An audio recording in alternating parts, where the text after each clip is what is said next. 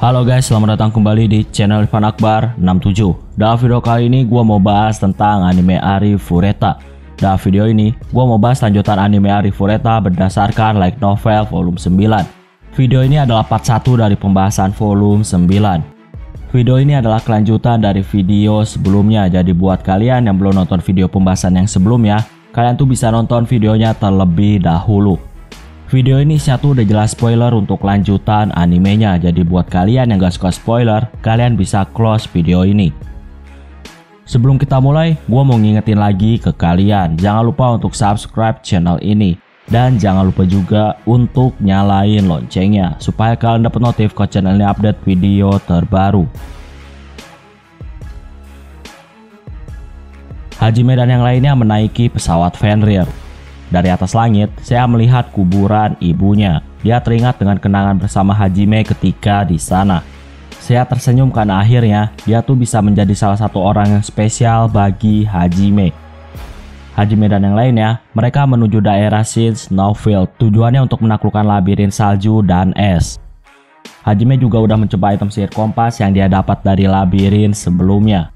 Hajime kagum karena kompas itu bisa menunjukkan apapun yang dicari Hajime. Bahkan lebih gilanya, kompas itu bisa ngasih tahu seberapa jauh lokasi benda yang dicari, dan kompas juga bisa menjelaskan detail tentang kondisi lokasinya. Kaori juga kagum karena ternyata kompas itu mampu menunjukkan lokasi Jepang. Sayangnya, untuk mengetahui jarak isekai ke bumi, diperlukan mana dalam jumlah yang besar. Mana Hajime saat ini terkuras banyak, hanya untuk memakai kompas itu. Tapi walaupun gitu, Hajime tuh senang karena kompas tuh bisa bekerja dengan baik. Dan dia akhirnya mengetahui bahwa pulang ke Jepang bukanlah hal yang mustahil. Yue pun langsung duduk di samping Hajime dan tentunya mereka bermesraan. Sedangkan Seiya, dia juga ikut duduk di samping Hajime. Tapi Seiya ini masih malu-malu. Yue tersenyum karena Seiya terlihat lucu ketika malu-malu. Seperti biasa, Kaori dan Tio tuh ikut nimbrung dan terjadilah sedikit keributan. Seiya yang gak mau terus-terusan diganggu sama Kaori dan Tio, dia pun langsung mengganti topiknya. Saya bilang kalau dia tuh sangat senang karena akhirnya mereka tuh akan menaklukkan labirin terakhir. Dan saya udah gak sabar pengen ketemu sama Miu lagi. Gak lama datanglah party pahlawan. Ternyata mereka datang setelah mencoba item atau artefak-artefak yang dikasih sama Hajime. Hajime bertanya kepada party pahlawan tentang rasanya memakai artefak buatannya. Koki bilang kalau artefaknya sangat bagus dan itu membuat kemampuan bertarungnya meningkat. Dalam hatinya, Koki sangat kesal karena dia bisa kuat dalam sekejap tanpa harus berusaha. Bahkan yang membuatnya semakin kesal, Koki itu menjadi kuat berkat Hajime. Di sisi lain, Ryutaro terlihat bahagia karena kekuatannya itu meningkat drastis berkat artefak Hajime.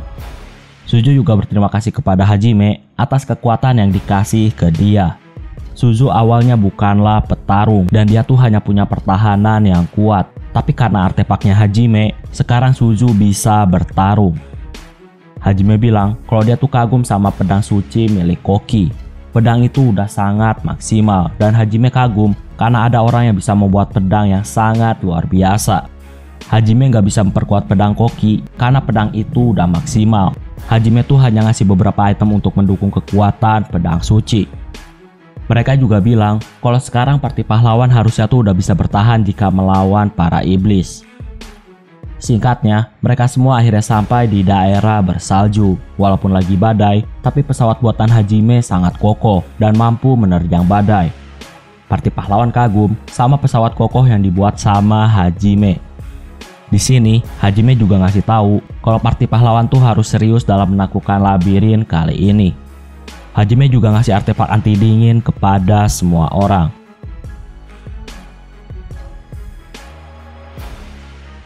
Pesawat pun mendarat.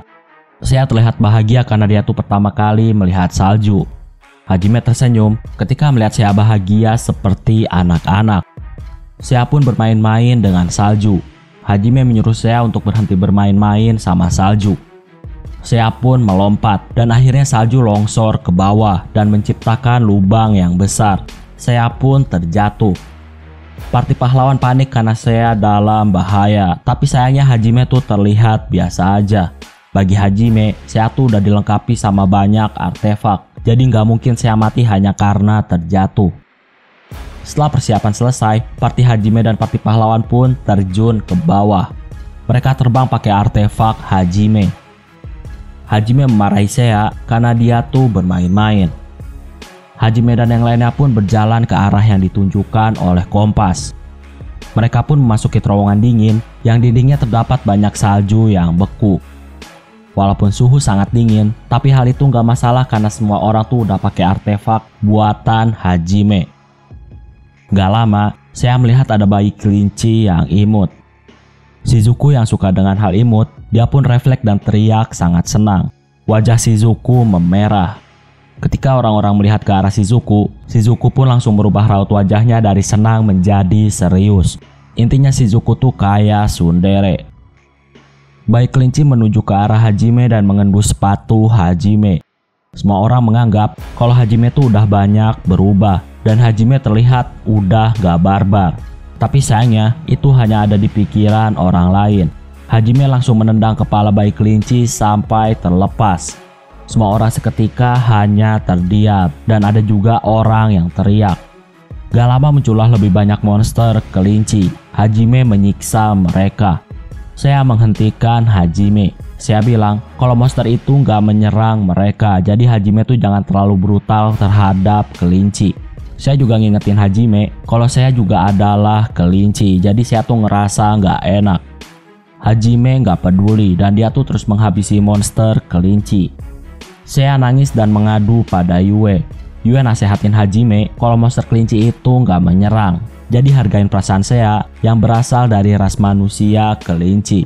Tio juga protes dengan tindakan brutal Hajime kepada monster kelinci. Hajime nggak peduli dan dia tetap lanjutin brutal kepada monster kelinci. Bahkan dia menyuruh party pahlawan untuk ikut membantunya dalam membunuh monster kelinci. Walaupun udah diceramahi, Hajime tuh gak mau dengerin kata-kata partinya. Alasannya, karena dia tuh tahu kalau monster kelinci itu mampu mencuri energi panas yang ada pada item anti dingin. Intinya, kelinci itu manfaatin keimutan mereka, tapi diam-diam mereka tuh mencuri energi panas dari item dingin. Kalau dibiarin maka Hajime dan yang lainnya tuh bakal kedinginan.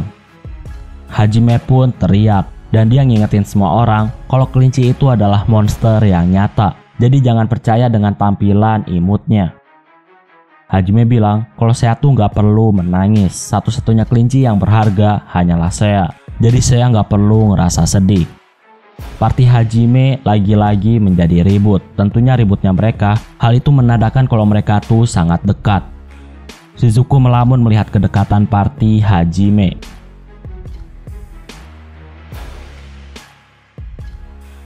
Hajime dan yang lainnya lanjutin perjalanan.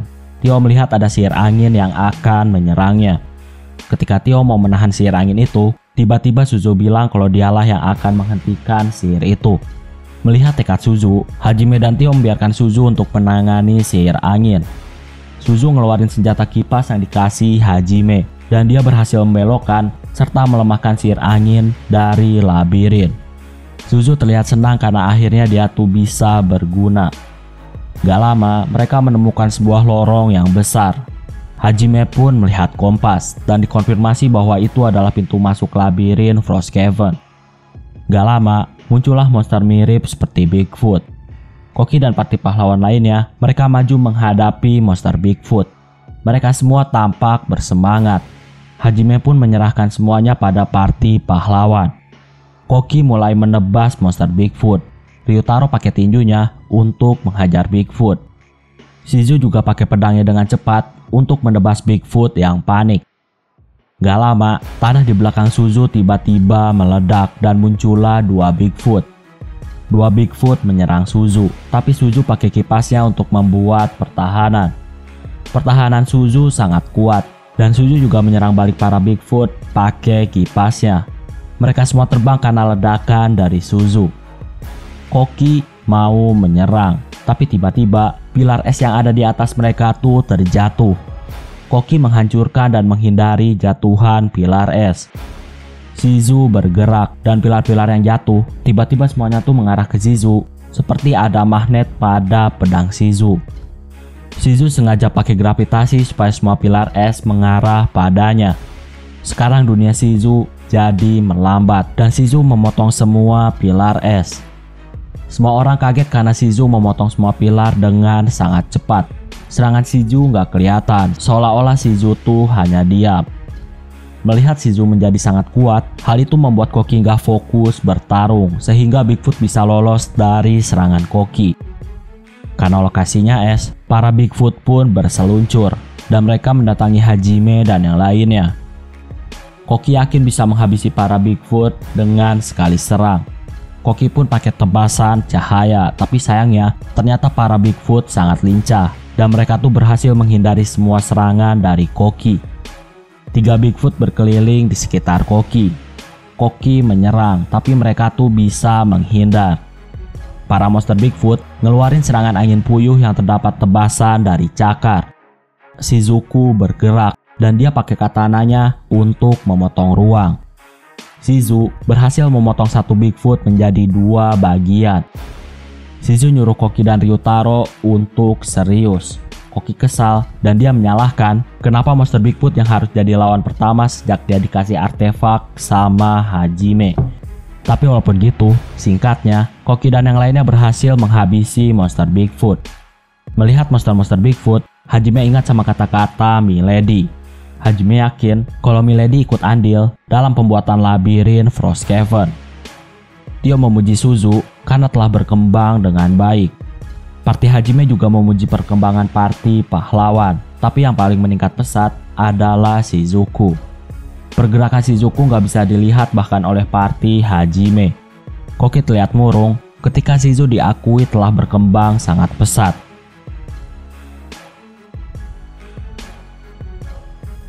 Mereka pun lanjutin perjalanan sampai akhirnya mereka tuh sampai di tempat banyak es batu yang memantulkan bayangan seperti cermin. Gak lama, Hajime ngerasain ada angin yang lewat. Terlihat bahwa ada salju yang meleleh. Hajime curiga dan dia menyuruh Suzu untuk membuat penghalang. Salju yang meleleh sangat gak normal dan ketika kena salju itu, maka orang itu bisa kena radang dingin. Mereka pun berjalan masuk ke dalam labirin. Hajime ngerasa aneh karena mereka tuh udah memasuki labirin cukup dalam, tapi ternyata masih belum ada sesuatu yang bisa membuat mereka kesulitan. Mereka juga melewati kumpulan mayat yang dicurigai sebagai mayat iblis. Hajime berpikir kalau Fred tuh menyuruh para iblis untuk menjelajah labirin. Hajime yakin Fred berharap ada iblis yang berhasil menaklukkan labirin. Melihat mayat para iblis, Kaori menjadi khawatir sama teman-temannya. Kaori tahu kalau para iblis itu punya kekuatan yang sangat luar biasa. Jadi Kaori sangat khawatir dengan teman-temannya yang gak ikut labirin dan mereka tuh harus tinggal di negara Heilig. Shizuku juga berpikir kalau mereka semua pulang ke Jepang, konflik antara manusia, iblis, dan dewa belum tentu selesai. Hal itu membuat Shizu khawatir sama Liliana yang tinggal di Isekai. Koki bilang kalau dia tuh akan melindungi semua orang. Setelah Koki dapat semua sihir kuno, Koki bakal ngalahin dewa dan Koki bakal melindungi semua orang dalam kedamaian. Walaupun Koki bilang gitu, dalam hati Koki tuh masih memiliki keraguan. Dan kata-kata Koki juga seolah menyindir Hajime. Hajime bilang sebelum dia pulang ke Jepang, dia bakal ngasih artefak-artefak terbaik miliknya kepada Liliana. Jadi dengan itu, Liliana bisa melindungi negara dan semua orang dengan artefak terbaik milik Hajime. Kaori terlihat senang karena Hajime bakal memberikan artefak terbaiknya untuk Liliana. Itu artinya, walaupun para siswa pulang ke Jepang, Liliana pasti bakal baik-baik aja berkat artefak milik Hajime. Party Hajime tersenyum. Hajime adalah tipe orang yang sulit bergerak untuk nyelamatin orang yang gak dia kenal. Hajime tuh gak tertarik menyelamatkan dunia, apalagi harus membahayakan orang-orang yang sangat dia sayangi. Hajime gak mau hal itu, makanya Hajime tuh gak mau ikut campur dalam urusan perang Isekai. Pernyataan Hajime yang bakal ngasih semua artefak terbaik kepada Liliana itu menandakan kalau Liliana adalah orang yang sangat dipercaya sama Hajime. Makanya Hajime mau menolong Liliana dengan cara ngasih artefak terbaiknya ketika dia pulang ke Jepang. Gak lama, Hajime dan yang lainnya dikepung sama mayat-mayat iblis yang sebelumnya mereka temui. Dan ternyata nggak cuma mayat iblis, ada juga mayat yang lainnya. Intinya, Hajime dan yang lainnya tuh diserang sama zombie. Para zombie mulai menyerang.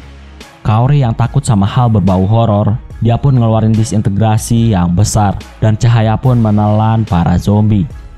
Hajime dan yang lainnya, mereka mau kabur lewat jalan yang dibuka sama Kaori. Ketika mau pergi, Hajime melihat ada zombie di bawah kaki Kaori dan zombie itu pun meraih kaki Kaori.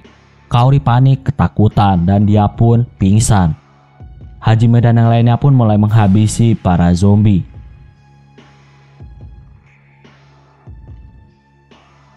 Di sini diketahuilah bahwa para zombie bisa beregenerasi.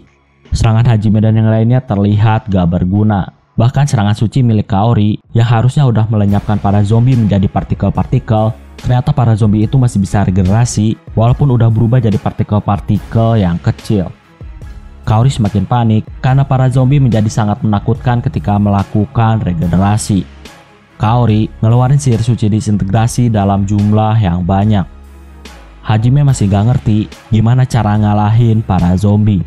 Yue curiga kalau di suatu tempat ada kristal mana yang mengendalikan para zombie. Kalau kristal itu nggak dihancurkan, maka para zombie itu bakal terus beregenerasi. Hajime mulai meledakkan para zombie dan setelah jalan terbuka, mereka pun pergi karena nggak ada gunanya bagi mereka melawan zombie. Para zombie masih mengejar Hajime dan yang lainnya. Kaori masih panik karena dia nggak kuat dalam suatu hal yang berhubungan sama horor. Hajime terus menghabisi para zombie sampai akhirnya tiba-tiba ada monster elang yang ikut menyerang. Ditambah lagi ada monster serigala yang ikut menyerang secara tiba-tiba. Musuh sangat banyak. Yue pun pakai penghalang miliknya. Yue juga di sini menyerang, tapi ternyata serangannya tuh dihentikan sama monster kura-kura.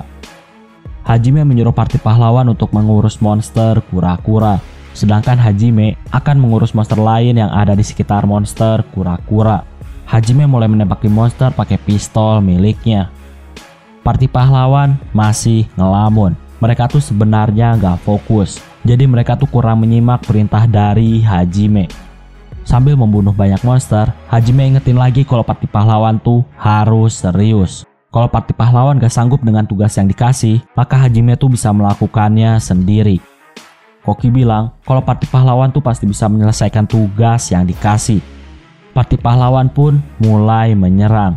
Tapi monster kura-kura tuh terlihat gak peduli dan monster itu hanya fokus pada Hajime. Itu artinya monster kura-kura tuh menganggap kalau party pahlawan bukanlah ancaman. Koki pun menyerang mata kura-kura dan kura-kura itu menjerit kesakitan ketika kehilangan satu matanya. Kura-kura itu pakai nafasnya dan dari sana keluarlah tornado angin yang ada serpihan es yang tajam.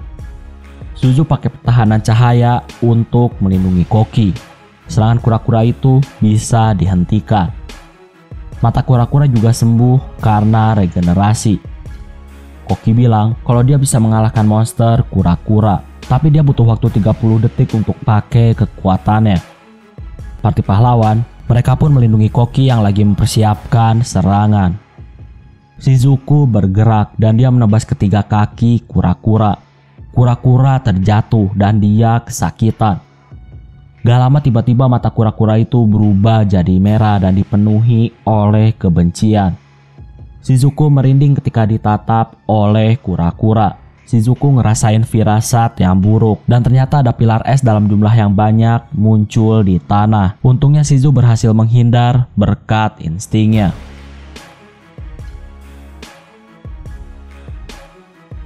Melihat ada kesempatan, Ryutaro memukul kepala kura-kura. Walaupun gitu, kura-kura itu tetap gak peduli dengan Ryutaro. Kura-kura itu tetap menyerang Shizu pakai pilar es di tanah. Shizu terpaksa terbang pakai artefak Hajime. Karena di udara, Shizu diserang sama monster elang. Shizu terus menghindar dan dia tuh balik menyerang. Tapi nggak lama, Shizu terdesak. Tapi dalam sekejap, monster-monster elang yang mengejar Shizu semuanya telah dimusnahkan. Ternyata Hajime tuh menembak monster-monster itu. Shizu kagum karena Hajime tuh bisa menembak secara akurat dengan jarak yang jauh. Ditambah lagi, Hajime tuh menembak tanpa melihat ke arah Shizu. Dan fokus Hajime hanya menembaki monster-monster yang ada di sekitarnya. Di sisi lain, Ryutaro pun terbang dan dia meluncur ke bawah seperti komet. Ryutaro menyerang kepala roh kura-kura dengan tinjunya yang cepat. Kepala kura-kura pun hancur. Sayangnya, kepala kura-kura tumbuh lagi di bekas kaki yang telah ditebas oleh Shizu. Kura-kura itu pakai serangan nafas kepada Ryutaro, tapi Ryutaro dilindungi Suzu pakai penghalangnya. Suzu ngerasain firasat yang buruk dan ternyata kepala kura-kura itu jadi 2 kepala. Jadi dari leher kura-kura muncul lagi 1 kepala kura-kura dan sekarang kepalanya jadi 2. Sambil menahan serangan nafas dari kepala yang pertama, Suzu melihat kura-kura itu ngeluarin serangan nafas lagi di kepala yang kedua. Suzu nggak yakin bisa menahan serangannya, tapi nggak lama ada naga petir yang menggigit kepala kura-kura itu. Ternyata itu adalah naga Yue. Ryutaro juga langsung menghantamkan tinjunya kepada kepala kura-kura. Akhirnya 30 detik berlalu dan Koki pun menyerang kura-kura itu dengan tembakan cahaya dari pedangnya. Cangkang kura-kura hancur seketika dan itu terpotong jadi 2. Pedang Koki masih dipenuhi cahaya. Kura-kura itu pun pakai perisai untuk menahan serangan dari Koki. Sayangnya pertahanan kura-kura nggak berguna. Kura-kura es itu menguap. Koki berharap serangannya berhasil membunuh kura-kura. Kalau Koki nggak berhasil membunuh kura-kura, itu artinya Koki itu masih belum cukup dalam menaklukkan labirin. Dan kenyataan itu sangat gak diinginkan oleh Koki.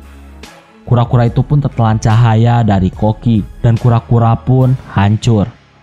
Koki langsung lemas, tapi dia tuh senang karena berhasil mengalahkan kura-kura itu. Sayangnya, kristal mana yang dijaga kura-kura itu, kristalnya tuh diambil sama monster elang. Koki terus berjuang untuk menyerang monster elang, tapi karena dia kelelahan, serangannya tuh nggak ada yang kena. Shizuku tiba-tiba datang menerjang dan dia menebas monster elang yang membawa kristal mana. Shizuku juga menebas kristal mana menjadi berkeping-keping. Parti pahlawan di sini terlihat sangat senang. Alasannya, karena mereka tuh berhasil mengalahkan para monster dan menghentikan regenerasi para monster. Hajime bilang, sekarang tuh bukan waktunya untuk bersenang-senang. Masih ada ujian-ujian lain yang menanti. Tapi walaupun gitu, Hajime tetap memuji parti pahlawan karena sekarang mereka tuh udah bisa mengatasi salah satu monster dengan level boss yang ada di labirin. Koki bilang, sebaiknya Hajime tuh ikut bertarung. Karena bisa aja, Hajime dan yang lainnya tuh nggak diakui sebagai penakluk labirin. Hajime bilang, kalau Koki sebaiknya tuh nggak usah khawatir.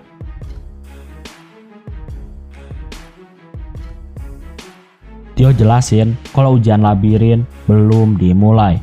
Kemungkinan besar, semua yang telah terjadi sekarang barulah permulaan untuk mengetes apakah mereka tuh layak untuk memasuki labirin atau enggak.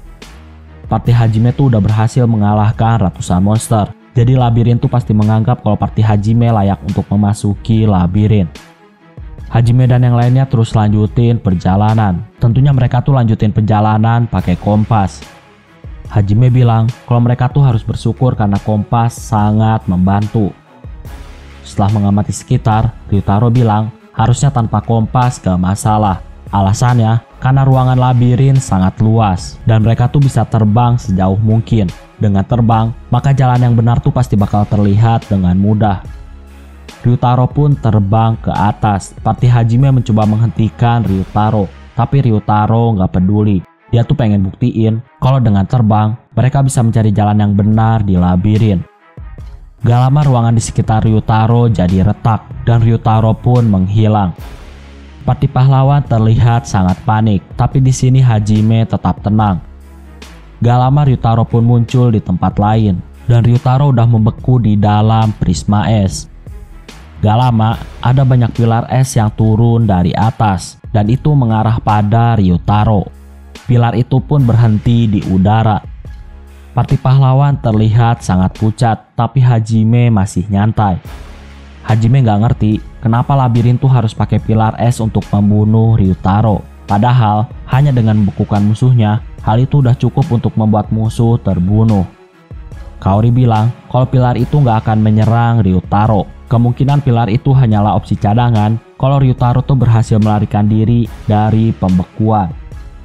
Parti pahlawan pun bertindak, tapi mereka dihentikan oleh Kaori. Kaori bilang kalau Ryutaro bakal aman.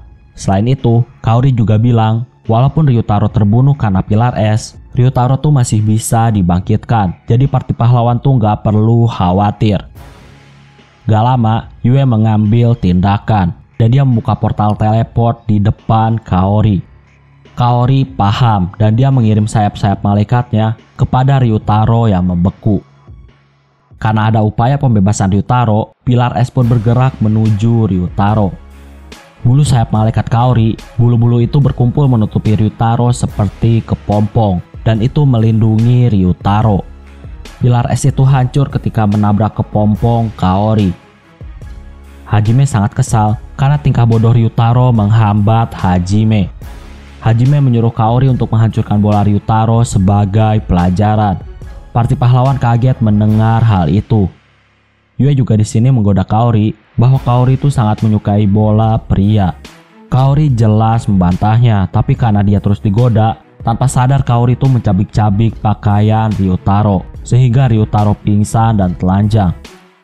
Yue menyuruh Kaori untuk pakai sihir restorasi supaya bisa mengembalikan pakaian Ryutaro. Kaori pun bilang kalau dia nggak mau, alasannya karena dia nggak mau melihat bola milik pria lain selain milik Hajime. Yue dan Kaori terus ribut mengenai bola pria. Pada akhirnya, Koki ngasih beberapa pakaiannya untuk menutupi Ryutaro yang telanjang. Ryutaro pun terbangun dari pingsannya dan dia menanyakan apa yang terjadi. Hajime ngasih tahu tentang semua yang terjadi, termasuk tentang Ryutaro yang telanjang. Ryutaro pun jadi murung.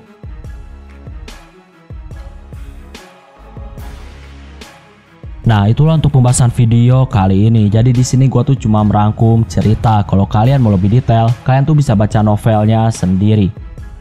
Oke, kayaknya cukup untuk video pembahasan kali ini. Terima kasih karena udah nonton video ini sampai habis. Jangan lupa untuk subscribe, like, dan yang paling penting adalah jangan lupa untuk share video ini ke teman-teman kalian. Sampai bertemu kembali di video-video selanjutnya. Terima kasih.